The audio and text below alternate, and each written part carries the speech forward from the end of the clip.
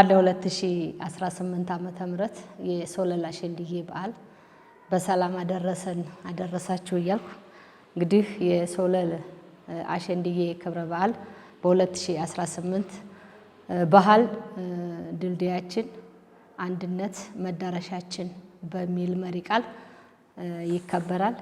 እንግዲህ የሶለል አሸንድዬ በዓል የኢትዮጵያ ሕዝቦች ባህል፣ ታሪክ እና ማህበራዊ እሴቶች የጋራ ማንነት መገለጫዎቻችን የሰላም፣ የፍቅር፣ የአንድነት፣ አብሮነት ዋና ምሰሷችን ተደርጎ የሚታይ ነው ባህላችን እና ከዛ ጋር ተያይዞ በ2018 ዓመተ ምህረት የሶለል አሸንድዬ በዓል ሰፊ የሆነ ቅድመ ዝግጅት ስራ ተሰርቷል። እነዚህ የሶለል አሸንድዬ ክብረ በዓላት የሚከበሩባቸው በዞናችን ከ16 ያላነሱ ወረዳዎች አሉ። ባሉት ወረዳዎች በአብዛኛው በደጋማው አካባቢ አሸንድዬ በመባል በቆላማው አካባቢ ደግሞ ሶለል በመባል ይከበራል።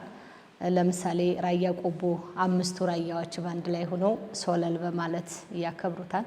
ላስታ ላሊበላን ይዞ ግዳን፣ መቄት፣ ዳውንት እነዚህን የመሳሰሉ ደጋማ ቦታዎች ደግሞ አሸንድዬ በመባል ይከበራልና ይሄን ክብረ በዓሉ ሃይማኖታዊም ህዝባዊም ክብረ በዓል ነው። ሃይማኖታዊም ህዝባዊም ክብረ በዓል ከመሆኑ ጋር ተያይዞ በመጀመሪያ በቤተ ክህነት በቤተ ክርስቲያን አካባቢ በዓሉ ይከበራል። ከነሐሴ 16 ጀምሮ በጎዳና ላይ ትርኢት በተለያዩ ትርኢቶች ይከበራል። እንግዲህ የቅድመ ዝግጅት ምንድነው? ባህላዊ ትውፊቱን ተከትሎ ሳይበረዝ ሳይከለስ ለማስቀጠል በዓላቱም የልጃገረዶች የእናቶችና የህፃናቶች የነፃነት ቀን ተብሎ ስለሚወሰድ እናቶች ለልጆቻቸው ስልጠና የሚሰጡበት ግንዛቤ የሚፈጥሩበት የቅድመ ዝግጅት ስራ ተጠናቋል። አጠቃላይ ደግሞ ይሄን የጎዳና ላይ ትርኢት ለማሳየት አብይ ኮሚቴም ንዑሳን ኮሚቴም ተዘጋጅቶ ክብረ በዓሉን ለማክበር በዝግጅት ላይ ነው ያለው። እንደኛ ወረዳ እንግዲህ በዓሉን ለማክበር እየተዘጋጀን ያለ ነው። ሃይማኖታዊና ባህላዊ ይዘቱን ጠብቆ ሳይበረዝ ሳይከለስ ከትውልድ የተላለፈልንን ባህል ለተተኪው ትውልድ ለቀጣይ ለማስቀጠል ስለሆነ እየሰራን ያለ ነው። በዛ ልክ እናከብራለን ብለን እናስባለን። ቅድመ ዝግጅትም እያደረግን ነው። ከቅድመ ዝግጅት አኳያ እንደኛ ቀበሌዎች አሉ። እንደ ላስታ ወረዳ በርካታ የአሸንድዬ በዓልን ከዚህ በፊት ሲያከብሩ ከእናቶቻቸው ተቀብለው እያከበሩ የመጡ አሉ። እነሱ ተተኪ ትውልዶች ይህንን ባህል ተረክበው እንዲያከብሩ እንፈልጋለን።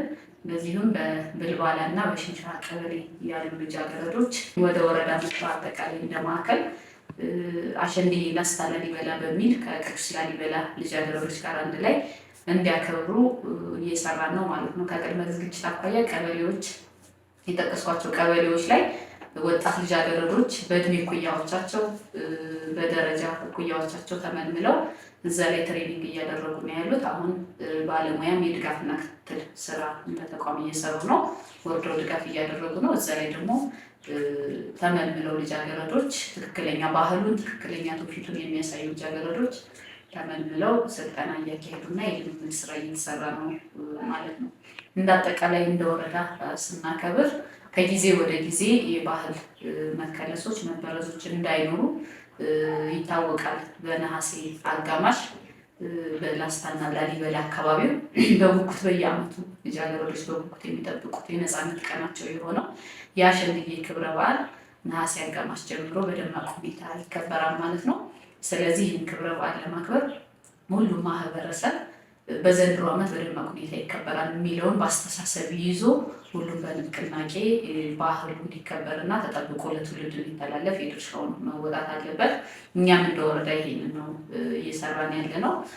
ከዛ ውጭ በተጨማሪ የቱሪስት ሌላኛው ከቅርሶቻችን ተጨማሪ ሌላኛው የቱሪስት መዳረሻ እንዲሆን እንፈልጋለን።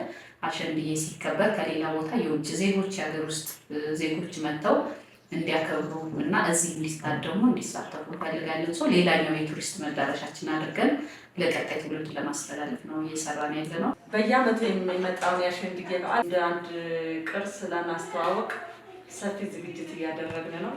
እኛ የያዝነውን የባህል እንትን ታናናሾቻችንንም ልጆቻችንም የኛን ባህልና የኛን ትውፊት ተከትለው ለመጪው ትውልድ ደግሞ እንዲያሳዩ እያደረግን ነው። አሸንድዬ እኮ የልጃገረድ የነፃነት ቀን ነው።